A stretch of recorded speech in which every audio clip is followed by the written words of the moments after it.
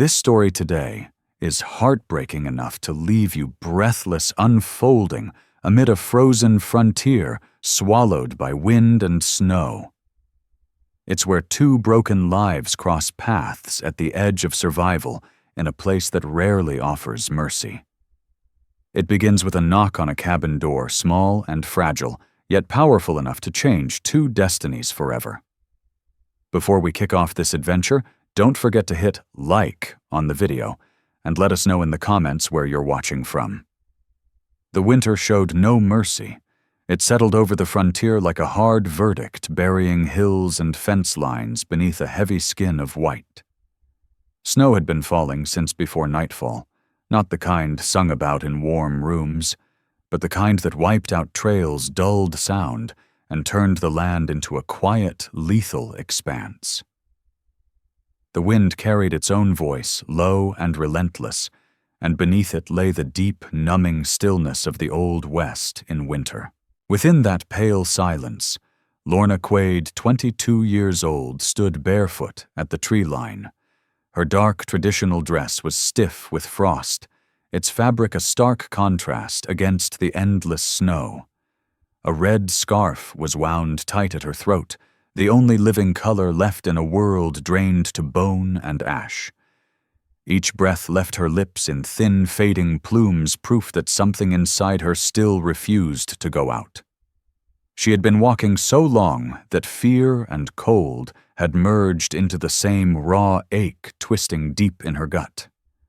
The land spun in white blurs, and when the lights of a lone cabin appeared ahead, they felt less like rescue and more like a promise she no longer trusted.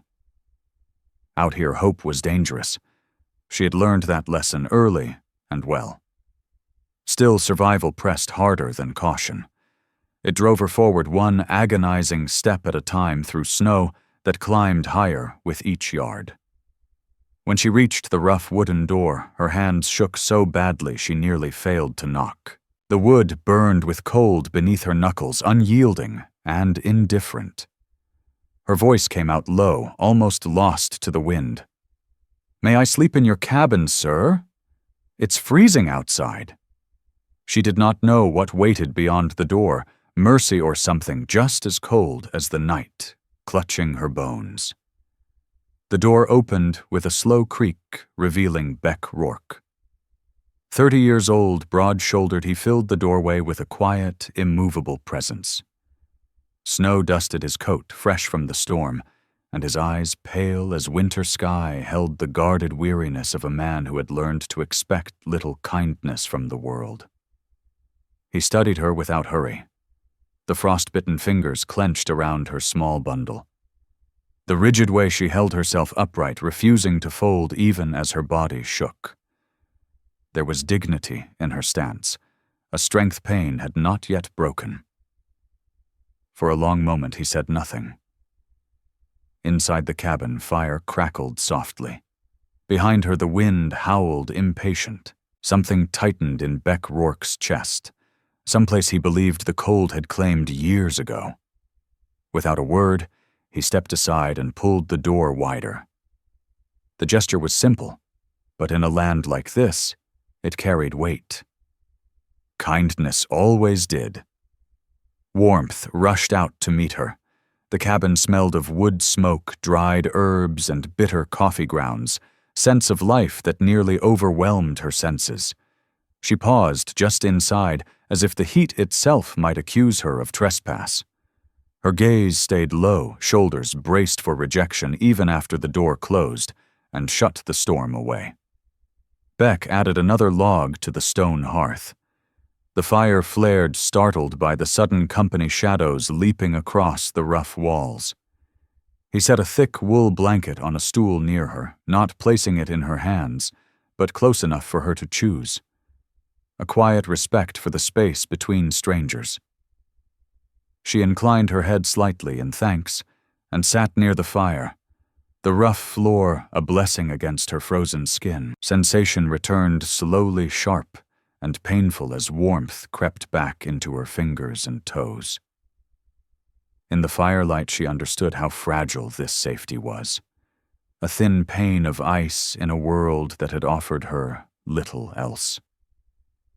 Outside, snow packed itself against the small window panes, sealing the cabin deeper into white. Inside, two strangers, one hardened by solitude, the other by survival, sat in silence, both wondering how long this uneasy truce against the storm could last. Morning brought no relief. The storm only grew heavier, pressing in on the cabin, until the world beyond it disappeared beneath a single blinding sheet of white. A few miles away, the town had already taken notice of Beck Rourke's unexpected guest. In a place where gossip passed for entertainment and judgment carried more weight than law, news traveled faster than any horse. By the time Beck rode into town for supplies, his horse laboring through deep drifts, watchful eyes were already fixed on him. Sheriff Eamon Kress leaned against a weathered post outside the general store, his stance loose, his attention sharp and unmistakable. He spoke in a low, even voice, one that carried more threat than shouting ever could. He told Beck plainly that the Chinese woman did not belong, that trouble followed her kind the way a shadow followed light, and that Coldridge would be a cleaner, quieter place without her. Beck listened without protest, jaw locked tight. In towns like this, silence could be its own defiance. Still, as he turned away, unease settled in him. He wondered how long restraint could hold against a rising tide of prejudice. Back at the cabin, Lorna Quaid felt that hostility all the same. It clung to the air, a cold untouched by weather. When she walked to the creek to wash her movements, calm and deliberate conversations among the women nearby, cut off mid-sentence. Stares followed her sharp and unhidden whispers, landing against her back like thrown gravel. When she passed the small white church at the edge of town, eyes tracked her from behind lace curtains, every glance heavy with accusation. Each time she returned to the cabin upright and composed, refusing to let anyone see the tremor in her hands. She swept fresh snow from the steps with quiet resolve, cooked simple meals from scarce provisions, her hands moving with practiced efficiency, shaped by years of endurance. She would not appear as someone begging for permission to exist. At night, once the modest supper was cleared, she sat by the fire. The flames caught the fine stitching along her dress as she carefully repaired Beck's worn coat, each stitch neat and deliberate. Beck pretended not to watch the grace in her movements, so unlike his own scarred, calloused hands. They both knew the closeness in the small cabin was shifting into something else, something far more dangerous than the storm howling outside. It was a fragile bond, held together by shared quiet, and things left unsaid. One evening after another, hard storms sealed the world into silence. Beck left a small, neatly wrapped bundle on the edge of the narrow cot that served as Lorna's bed. Inside were a thick wool dress the color of deep water, soft leather gloves, and a hand-knitted scarf still warm with care.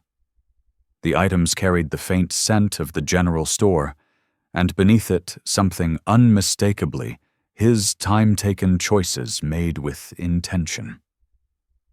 Beck turned away as she opened the bundle, as if spoken gratitude might break what little balance existed between them.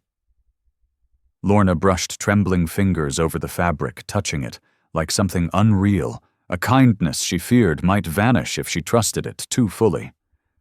A warmth she could not name settled tight in her chest. Later that night she brewed strong coffee and carried a steaming cup to Beck, where he sat cleaning his rifle, firelight flashing across the steel. She offered it with a shy, genuine smile, one that warmed him more deeply than the flames ever could. Her smile reached all the way to her eyes, softening the hard lines fatigue had carved there. For the first time, they sat side by side on the bench knees, nearly touching, sharing a quiet that felt full instead of hollow. The silence held warmth, not tension, a rare kind of ease neither of them had expected to find. Outside, snow kept climbing layer by layer, erasing fences, paths, and memory itself. Inside the small cabin, something new was taking shape. On one of those long nights when the wind sang its lonely song beyond the walls, Beck Rourke cleared a bit of space on the rough floor near the table. With an awkward hesitation that didn't fit his rugged frame, he asked in a low voice if she would dance. There was no music, only the fire's crackle and the steady sound of their breathing. His boots moved stiffly steps, uncertain, nothing like the sure-footed man who faced storms and open land without pause. Lorna Quaid laughed softly, the sound surprising and bright, as if joy had been absent from her too long and had only just found its way back. She moved with quiet grace, carrying the unseen weight of her past, without letting it slow her. When he turned her too quickly, and they nearly lost balance, he caught her at the waist. The touch was instinctive, yet restrained his large hands careful against the fabric of her dress. For a brief moment, time seemed to hold still. They stood close enough to feel each other's breath, his heart racing with a feeling he couldn't name, her gaze lifting to meet his, a question unspoken, but clear. When they stepped apart, the space between them remained charged, both knowing something tender and irreversible had been said without words. The town's thin patience finally broke, the day a theft was discovered. A set of valuable tools vital for surviving winter vanished from a neighbor's shed. Suspicion moved fast and hungry, landing on Lorna, as if it had been waiting. Sheriff Eamon Cress arrived at the cabin with members of the Cress Iron Line behind him, faces hard, voices low and sharp. He told Beck to send her away before matters turned uglier, before Coldridge decided to handle things its own way. Lorna stood off to the side, calm on the surface, the injustice sharpening every line of her stillness. She had already begun folding her few belongings movements, slow and accepting. When Beck answered, voice steady, unbending, that she would stay until the truth was found, the sheriff's smile thinned warning plain in his eyes. That night, in the bitter hours before dawn, Lorna tried to leave. She rose quietly from the cot bundle pressed tight to her chest. To her love, this fragile thing forming meant becoming smaller, slipping away so others could breathe easier. The cold cut at her skin, but it was nothing compared to the ache in her chest, the old lesson whispering that staying was always the greater danger. Beck stopped her at the door, icy air swirling between them. His voice came rough-edged with something close to pain as he asked why she believed disappearing was the only way to keep peace. The thought of her leaving struck deeper than he expected. She answered without tears, having learned long ago how to live without them. Her voice was quiet but firm as she said the world had shown her again and again what happened to women like her when they stayed where they were not wanted. The truth of it hung heavy between them, sharper than accusation. Beck felt something crack inside a wall he'd built, and trusted. He took her hands, touched gentler than his strength suggested, as if afraid she might vanish into the snow if he held on too tight. He gave his promise without raising his voice, without grand words meant to impress. It lived instead in the steady certainty of his grip, in the calm resolve she could feel through his hands. Beck Rourke told her he would stand for her, that he would bring the truth into the open even if it stripped him of the town's favor, even if it cost him everything he had carved out in this lonely stretch of land. He did not fight with clenched fists or angry declarations, but with a patience that refused to yield. Where others rushed to condemn, he listened. Where judgment had already turned its back, he kept watching. Day by day he asked careful questions, read small changes in tone and behavior, followed what others ignored. In time, the truth surfaced, as it always does under the hard, honest light of winter. The real thief, Jory Pike, a young farmhand cornered by gambling debt, was finally exposed. Shame flooded his face as the shelter he'd found in the town's prejudice collapsed, leaving him stripped bare and undeniably human. Sheriff Eamon Kress offered no defense when the truth came out. His silence weighed heavier than any apology. The eyes of the Coldridge folk, once sharp with suspicion, fell away from Lorna Quaid in uneasy recognition. They did not know how to face a woman who had carried their cruelty with such quiet strength and still stood unbroken. As Lorna and Beck walked back toward the cabin through gently falling snow, their steps slow and close, something deep within her finally loosened. It was not triumph, nor the brief satisfaction of being proven right. It was something rarer, the reclaiming of dignity she had once believed the world could take from her. Snow brushed her shoulders softly, and for the first time it did not feel heavy. It felt like a witness. Love followed soon after, quietly and without demand.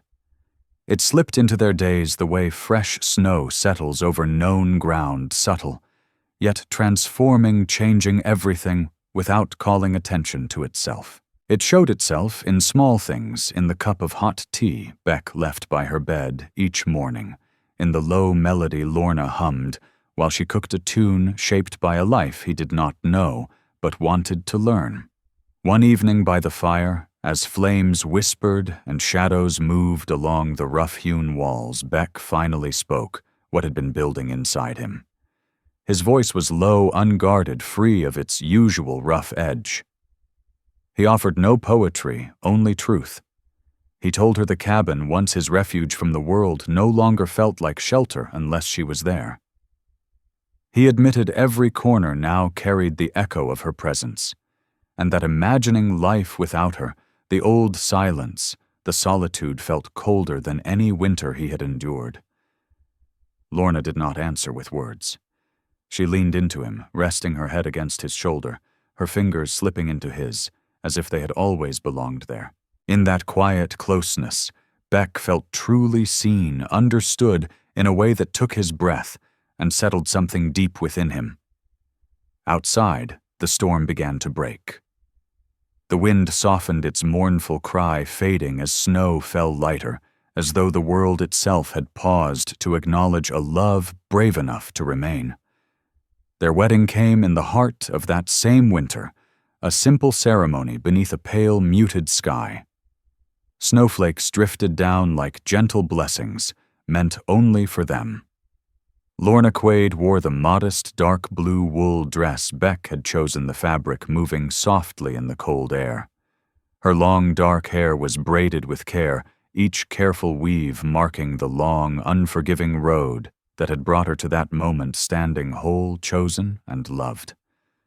Beck Rourke stood at her side, his hand usually steady as stone, trembling slightly as he removed his worn hat. His eyes never left her face, as if the vast sweep of snow and sky had narrowed to this single fragile instant. Their vows were plain and honest spoken, without flourish, rooted in devotion rather than display. They promised to be refuge for one another when life's storms returned, to choose each other again and again when the world turned sharp or cold. They vowed to walk forward together even when the trail vanished beneath drifting snow. When they kissed, it was slow and reverent, filled with all they had survived and all they still meant to guard. It was the kiss of two souls who had already faced the worst and knew without doubt that they would endure. Married life unfolded quietly, not in grand gestures, but in 1,000 small moments that felt sacred in their simplicity. Mornings found them sharing coffee from the same warm cup, fingers brushing as pale winter light filtered through frost-laced panes. Beck would reach for Lorna Quaid's hand, as if to reassure himself she was real, that the day would not steal her away. Evenings brought them side by side in the small kitchen, her soft laughter brightening the room when a dusting of flour landed on his coat. He would pull her close, then burying his face in her hair, just to breathe her in, as if joy were something fleeting he needed to hold fast. They danced often by the fire, no longer hesitant or awkward, but slow and sure, his forehead resting against hers every step, a quiet promise that this warmth, this love was real and freely chosen. On nights when the cold deepened and the world beyond the porch lay frozen and still, they wrapped themselves in a shared blanket and watched the snow fall in unbroken silence.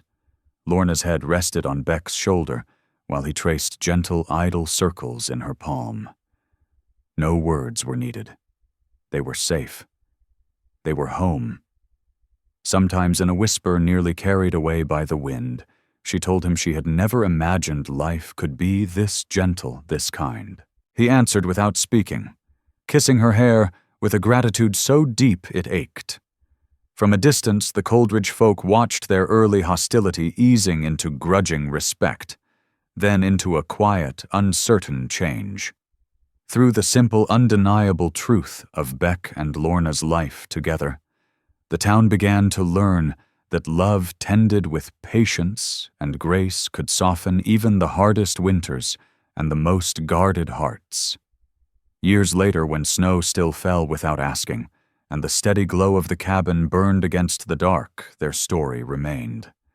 Not one of gunfire or glory heroes or villains, but of a single door opened on a freezing night, and a choice made with a trembling hand and a fearless heart. It lived on in small, everyday signs, the light that never went out in the window, no matter the storm, the two shadows moving together behind frosted glass, the clear sound of laughter drifting into the snow like a blessing. And if you listen closely on a cold winter night, truly listen, you can still hear it in the wind through the pines. It whispers that true love does not arrive loudly or demand belief. It comes softly, a stranger in a storm, asking only for shelter. And when you dare to let it stay, it can warm a life, and sometimes, if you are very lucky, an entire world forever. Finally, let me send my deep thanks to you. Thank you for listening. If this story has touched your heart, I invite you to stay with us to discover more true tales of the Wild West. Stories that honor resilience, tenderness, and the spirit that God placed in those who blazed the trail. Subscribe, share, leave your thoughts in the comments, and join us once again to journey across this untamed land. Thank you. Aviso legal/disclaimer. These stories are crafted purely for entertainment and may contain imaginative additions or dramatic interpretations inspired by old frontier eras. We use AI-based resources, voice imagery, and drafting as part of our creative process, but every final detail is carefully reviewed and shaped by human effort to preserve emotional depth and authenticity. We strictly follow YouTube's rules regarding AI-generated content and refrain from deepfakes, altered identities, or misleading representations. All images, sounds, and related materials are lawfully obtained. Please do not reuse, modify, or distribute any portion of this content without written permission. Thank you for valuing creativity, respect, and original work.